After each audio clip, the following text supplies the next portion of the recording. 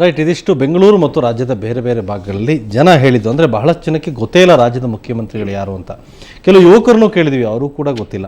So ಈ ರೀತಿಯ ವಿಚಾರಗಳನ್ನು ಇಟ್ಟಾಗ ಜನ ಯಾಕೆ, ಕೆಲವರು ಯಡಿಯೂರಪ್ಪನವ್ರ ಹೆಸರನ್ನು ಇನ್ನೂ ಹೇಳ್ತಾರೆ, ಸದಾನಂದ ಗೌಡರ ಹೆಸರು ಭಾಳ ಚೆನ್ನಾಗಿ ಗೊತ್ತಿಲ್ಲ, ಕೆಲವರು ಗೌಡ ಅಂದರು, ಕೆಲವರು ಗೊತ್ತಿಲ್ಲ ಅಂದರು. ಈ ಸ್ಥಿತಿ ಇದೆ ರಾಜ್ಯದಲ್ಲಿ. പക്ഷേ ಇದ್ರ ಬಗ್ಗೆ ಮಾತಾಡೋದಕ್ಕೆ ನಮ್ಮ ಜೊತೆ ಅತಿಥಿಗಳಿದ್ದಾರೆ. ಯಾಕೆ ಈ ರೀತಿ ತಿಳ್ಕೊಳ್ಳೋಣ. ರಮೇಶ್ ಬಾಬು ಇದ್ದಾರೆ, JDS ಮುಖಂಡರು. ರಮೇಶ್ ಅವರೇ, ಸ್ಟುಡಿಯೋಕ್ಕೆ ಸ್ವಾಗತ. ಹಾಗೆ ಕನ್ನಡಪ್ರಭದ ಸಹಾಯಕ ಸಂಪಾದಕರು, ಹಿರಿಯ ಪತ್ರಕರ್ತರು ತ್ಯಾಗರಾಜ್ ನಮ್ಮ ಜೊತೆ ಇದ್ದಾರೆ. ತ್ಯಾಗರಾಜ್, ಸ್ಟುಡಿಯೋಕ್ಕೆ ಸ್ವಾಗತ. ರಮೇಶ್, ಇದನ್ನು ನೋಡಿದ್ರೆ ನಿಮ್ಗೆ ಏನು ಅನಿಸುತ್ತೆ?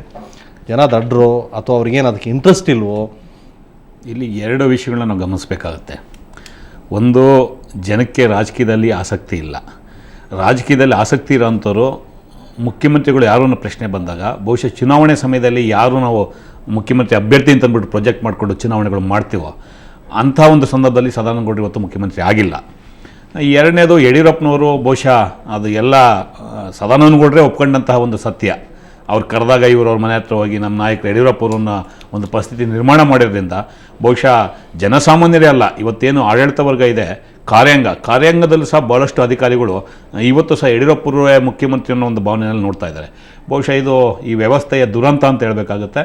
ಯಾಕೆಂದರೆ ಜನತಂತ್ರ ವ್ಯವಸ್ಥೆಯಲ್ಲಿ ಅದು ಒಂದು ರಾಜ್ಯಕ್ಕೆ ಸಂಬಂಧಪಟ್ಟಂತೆ ಮುಖ್ಯಮಂತ್ರಿಗಳು ಕಾರ್ಯಾಂಗದ ಮತ್ತು ಶಾಸಕಾಂಗದ ಪ್ರಮುಖರಾಗಿರ್ತಾರೆ.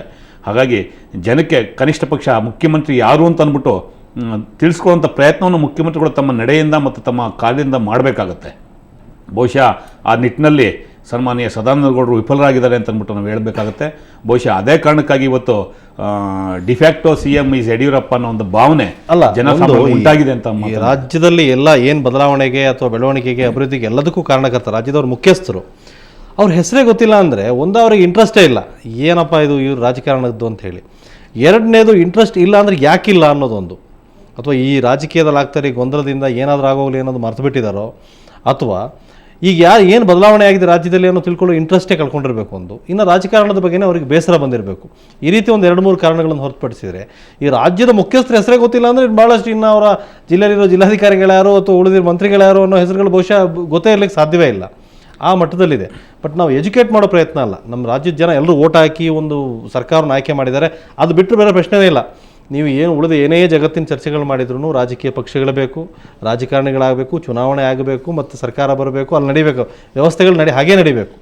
ಅಂದರೆ ಈ ಸ್ಥಿತಿಗಳು ಗಮನಿಸ್ತಾ ಇದ್ದರೆ ಬಹುಶಃ ಈ ಯಾವುದೋ ಒಂದು ರೀತಿ ವಾಪಸ್ ಹೋಗ್ತಾ ಇದೀನೋ ಅನ್ನೋ ಥರ ಕಾಣಿಸ್ತಾ ಇದೆ. ಹಾಗಾದ್ರೆ ನಿಮ್ಗೇನು ಅನಿಸುತ್ತೆ?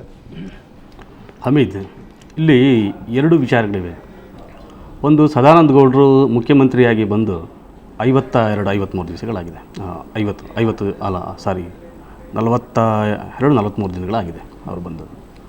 ಮತ್ತು ನೀವು ಈಗಾಗಲೇ ಹೇಳಿದಾಗೆ ಚುನಾಯಿತ ಪ್ರತಿನಿಧಿಯಾಗಿ ಅಥವಾ ಎಲೆಕ್ಷನ್ನಲ್ಲಿ ಗೆದ್ದು ಮತ್ತು ಹೊಸದಾಗಿ ಒಂದು ಸರ್ಕಾರ ಅಸ್ತಿತ್ವಕ್ಕೆ ಬಂದಾಗ ಏನಾದರೂ ಬಂದಿದ್ದರೆ ಜನರಿಗೆಲ್ರಿಗೂ ಇವ್ರ ಬಗ್ಗೆ, ಇವರು ಬಂದಂಥ ಸಂದರ್ಭ ಇದೆಯಲ್ಲ, CM ಆಗ್ತೀನಿ ಅನ್ನುವಂತಹ ಕಲ್ಪನೆ ಅವ್ರಿಗೂ ಕೂಡ ಇರಲಿಲ್ಲ. ಈ ರಾಜ್ಯದಲ್ಲಾದಂತಹ ಒಂದು ಬದಲಾವಣೆ ಇದೆ. ಲೋಕಾಯುಕ್ತ ವರದಿ ಹಿನ್ನೆಲೆಯಲ್ಲಿ ಯಡಿಯೂರಪ್ಪ ಅವರು ರಾಜೀನಾಮೆ ಕೊಟ್ಟ ನಂತರ ಅವರು ಬಂದರು. ಒಂದು, ಇದುವರೆಗೂ ಇರೋದೇನೆಂದರೆ ಕಡಿಮೆ ಅವಧಿ ಅಂತ ಒಂದು ಹೇಳ್ಬೋದು. ಬಟ್ ಇನ್ನೊಂದು, ರಾಜ್ಯದ ಜನಕ್ಕೆ ಸದಾನಂದ ಗೌಡರು ಮುಖ್ಯಮಂತ್ರಿ ಅಂತ ಗೊತ್ತಿಲ್ಲ ಅಂತ ನಾನು ಹೇಳೋದಿಲ್ಲ. ಯಾರೋ ಕೆಲವು ಜನರು ಹೇಳಿದರು ಅನ್ನೋ ಕಾರಣಕ್ಕೋಸ್ಕರ ಗೊತ್ತಿಲ್ಲ ಅಂತ ಹೇಳೋದಿಲ್ಲ. ಆದರೆ ಬಹುತೇಕ ಜನಕ್ಕೆ ಇನ್ನೂ ಮನವರಿಕೆ ಆಗಿಲ್ಲ. ಮನವರಿಕೆ ಆಗುವಂತಹ ಕೆಲಸವನ್ನು BJP ಪಕ್ಷದೊಳಗೆ ಮಾಡಿಕೊಟ್ಟಿಲ್ಲ ಅಂತ ನಾನು. ಅಲ್ಲ, ಯಾಕನ್ಸುತ್ತೆ ಒಂದು ಅದಿರ್ಬೋದು. ಇನ್ನೊಂದು, ತ್ಯಾಗರಾಜ್, ಸದಾನಂದ ಗೌಡರು ದಿಢೀರ್ ಎಲ್ಲಿಂದಲೂ ಬಂದವರಲ್ಲ. ಅವ್ರು MLA ಆಗಿದ್ರು, MP ಆಗಿದ್ರು. ಎಲ್ಲದಕ್ಕಿಂತ ಹೆಚ್ಚಾಗಿ BJP ನೇತೃತ್ವದ ಸರ್ಕಾರ ಬರಬೇಕಾದ್ರೆ ಅವ್ರು BJP ಪಕ್ಷದ ರಾಜ್ಯಾಧ್ಯಕ್ಷರು. ಹೌದು.